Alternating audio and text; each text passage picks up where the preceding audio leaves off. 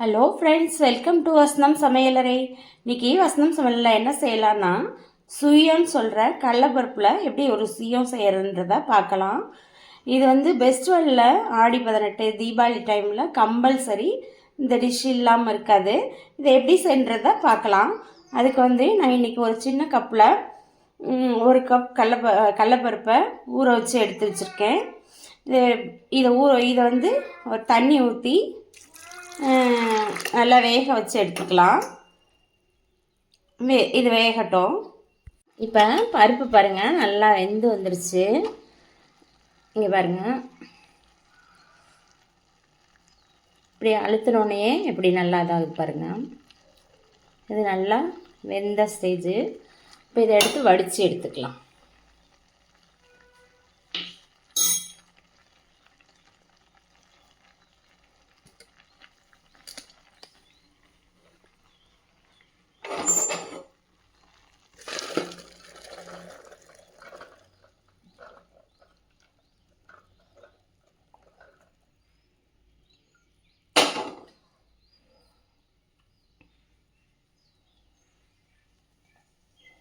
இது நல்லா வடியிட்டோம். இப்போ வெல்லம் வந்து எந்த கப்பில் கடலைப்பருப்பு எடுத்தோமோ அதே கப்பில் 3/4 கப்புக்கு வெல்லம் எடுத்திருக்கேன். வெல்லத்தை மிக்சியில் சேர்த்துட்டு ஒரு பல்ஸ் மோடில் ஒரு சுத்து மட்டும் எடுத்துக்கலாம் போட்டு. அதே மாதிரி கடலைப்பருப்பையும் நல்லா வெந்து வந்திருக்கு. பல்ஸ் மோடில் ஒரே ஒரு சுத்து மட்டும் ப்ரெஸ் பண்ணி எடுத்தால் போதும். இது வந்து இப்போ நல்லா மிக்சியில் ஒரு சுற்றி எடுத்து வச்சுருக்கேன் பாருங்கள். இந்த மாதிரி கடலைப்பருப்பு 1-2ஆகவும் இருக்கணும், முழுசாகவும் இருக்கக்கூடாது, நைஸாகவும் அரைக்க வேணாம். 3/4 பதத்துக்கு அரைச்சா போதும். இந்த மாதிரி அரைச்சி எடுத்துக்கோங்க. அவ்வளோதான். இதில் ஒரு கப் தேங்காய் துருவல் போட்டுக்கோங்க. நம்ம ஆல்ரெடி பொடிச்சு வச்சுருக்க வெல்லத்தை எடுத்து மிக்ஸ் பண்ணிக்கோங்க. இது பாருங்க, இது மாதிரி வெல்லம் ஒன்று பாதியமாக நல்லா மிக்சியில் ஒரு ஓட்டி வச்சுருக்கேன். அதையும் மிக்ஸ் பண்ணி எடுத்துக்கோங்க. 2 பிஞ்சு ஏலக்காய் தூள் ஆட் பண்ணிக்கோங்க. இது எல்லாத்தையும் இப்போ பிசைஞ்சு எடுத்துக்கலாம். இப்போ இதுக்கு மேல் மாவு செய்கிறதுக்காக பார்த்தீங்கன்னா, நம்ம மைதா மாவு நம்ம 1/2 கப் எடுத்திருக்கோம். நம்ம எந்த கப்பில் கடலைப்பருப்பு எடுத்தோமோ அதே கப்பில் ஒரு 1/2 கப்பு வந்து மைதா மாவு எடுத்திருக்கோம். அதில் வந்து சால்ட்டு கொஞ்சம் இது ஆட் பண்ணிக்கோங்க தேவையான அளவு. இப்போ இதில் தண்ணி கலந்துக்கலாம். தண்ணி வந்து நிறையா மிக்ஸ் பண்ணிடாதீங்க, பார்த்துக்கிட்டு இது பண்ணிக்கோங்க. இது எப்படின்னா, நம்ம இட்லி மாவு பதத்துக்கு கலந்து எடுத்துக்கோங்க.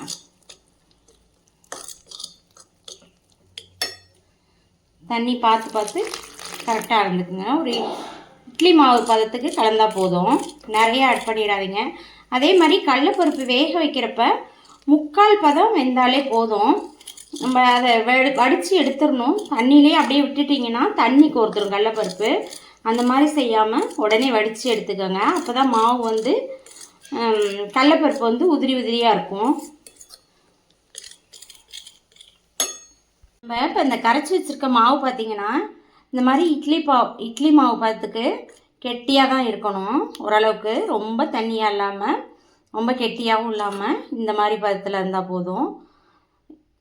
இது மாதிரி கரைச்சி வச்சுக்கோங்க. அடுத்து நம்மளோட இந்த கடலைப்பருப்பு வந்து நம்ம வேக வச்சு எடுத்து வச்சுருக்கோம்ல, அதை வந்து நம்ம தேவையான அளவுக்கு பெரிய சைஸாக வேணும்னாலும் பெருசாக உருட்டிக்கலாம், இல்லை சின்னதாக வேணுனாலும் இது போல் உருட்டி எடுத்து வச்சுக்கோங்க. இப்போ சூடான எண்ணெயை காய வச்சுக்கலாம்.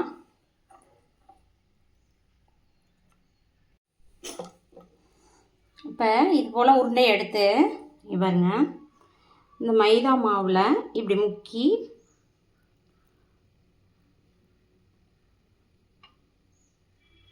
இதை முக்கிட்டு அப்படியே எண்ணெயில் போட வைப்போம்.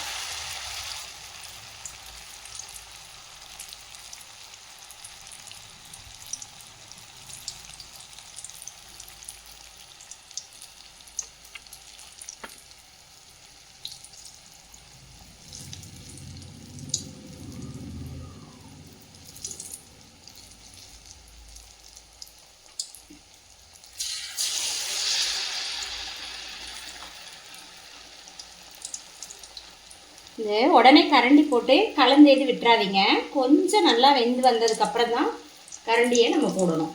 இது மாதிரி எல்லா உருண்டைகளையும் சேர்த்துக்கோங்க. 4-5 உருண்டைகளை போட்டு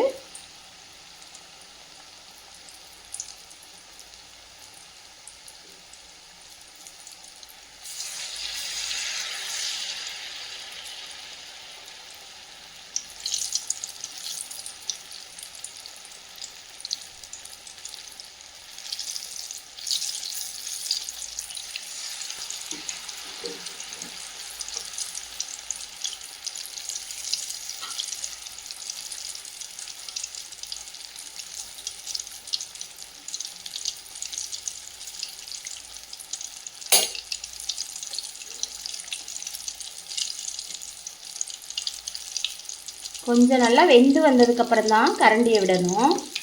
அப்போயே உடனே இது பண்ணிங்கன்னா உருண்டைகள் வந்து உள்ளே இருக்க மாவு வந்து பிரிஞ்சு வந்துடும்.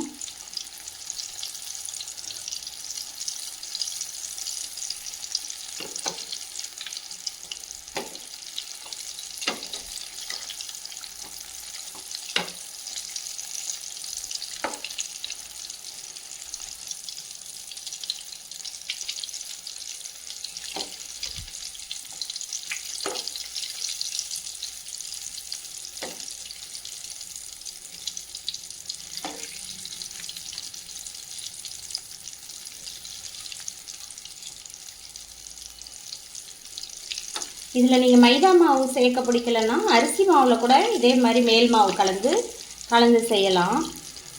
மைதாவிலையும் செய்யலாம், அரிசிலையும் செய்யலாம். எது வேணுமோ அந்த இதில் செஞ்சுக்கலாம்.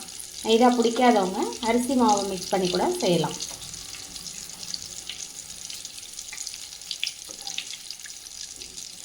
இது நம்ம ஆல்ரெடி எல்லாமே வேக வச்சு தான் உள்ளே ஆட் பண்ணியிருக்கோம் பூர்ணம். அதனால் சும்மா அந்த மேல் மாவு வெந்தால் போதும் இந்த ஸ்டேஜுக்கு.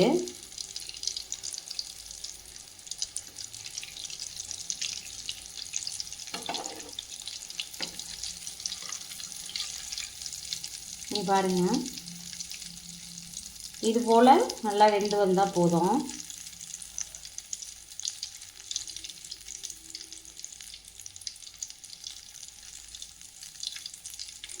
இப்போ இது போலவே எல்லா உருண்டைகளையும் நம்ம பொரித்து எடுத்துக்கலாம்.